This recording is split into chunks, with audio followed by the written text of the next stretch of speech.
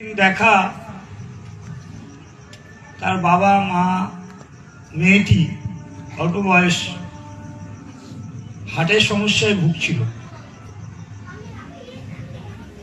ভারতবর্ষের সমস্ত বিখ্যাত বিখ্যাত জায়গাগুলো ঘুরে এসছে, চেন্নাই, হায়দ্রাবাদ, বেঙ্গালুর, যে সমস্ত জায়গায় ভালো ট্রিটমেন্ট হয় সেই সমস্ত জায়গা তার বাবা মা তাকে নিয়ে ফেরত চলে এসছে, কিছুতেই কিছু হচ্ছে না। এখানে আসার পর কলকাতার নামি দামি হসপিটালগুলোতে তাকে নিয়ে গেছে অপারেশন করবার জন্য। পিজি বলুন, এনআরএস মেডিকেল কলেজ, কিন্তু সেখানকার ডাক্তাররা রিস্ক নেন যে এই মেয়েটিকে অপারেশন করলেও ভালো হবে না, আপনি বাড়ি নিয়ে যান। তা ঠিক সেই মুহূর্তে সেই গুরু ভাইটির সাথে তাদের দেখা।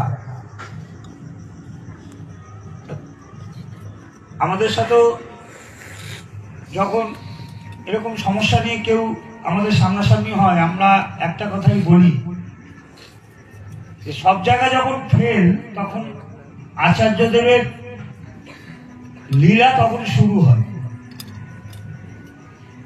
সেই গুরু ভাইটি বলেছে, তুমি তোমার মেয়েকে নিয়ে আচার্যদেবের কাছে নিবেদন করো। তা আমাদের যখন সমস্ত কিছু রাস্তা বন্ধ, তখন আমরা তার কাছে ছুটি। যখন আমরা বিপদে পড়ি, তখন আমরা হাইশ্বর হাইশ্বর করি। তা যাই হোক, সেই পরিবার সেই মেয়েটিকে নিয়ে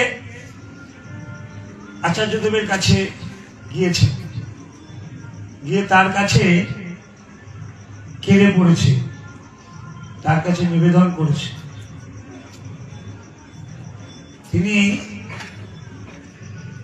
তার কাছেই থাকেন। দুর্গাপুর মিশন হসপিটালের ডাক্তার শ্রদ্ধেয় ঋত্বিক হেমন্ত নায়েকদারকে বললেন যে তুই ওকে ট্রিটমেন্ট কর।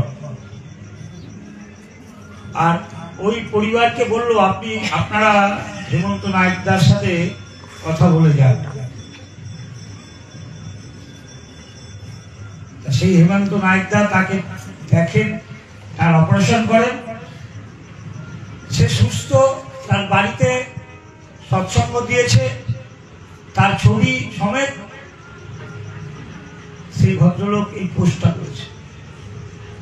সেই মেয়েটি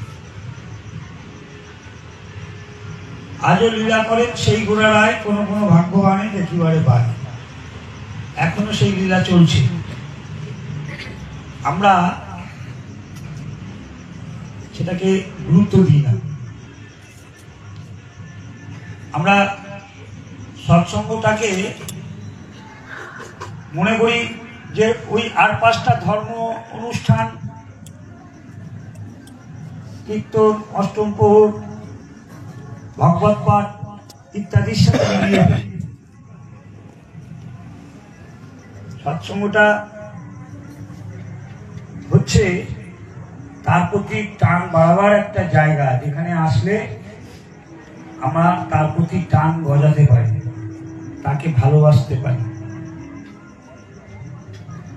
আমরা এই যে সৎসঙ্গটা হচ্ছে ধর্মের একটা রূপ। ঠাকুর বলছেন, ধর্ম কথার ব্যাখ্যা দিয়েছেন ঠাকুর।